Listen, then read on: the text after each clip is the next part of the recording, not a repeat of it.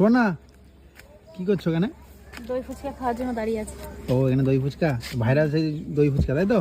হ্যাঁ মানে শান্তিপুর Heavy থেকে tasty। তোমরা এসছো দই ফুচকা খেতে? হ্যাঁ এই দাদার বাড়িতে এসছি। তো এখানে আসলে আমার দই ফুচকা খাওয়া চাই।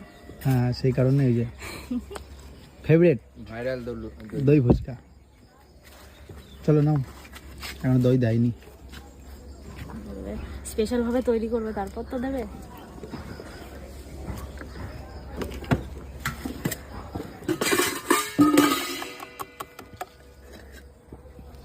এই যে বাড়িতে হাতে বানানো দই, 1 নম্বর, কোনো ভেজাল নেই।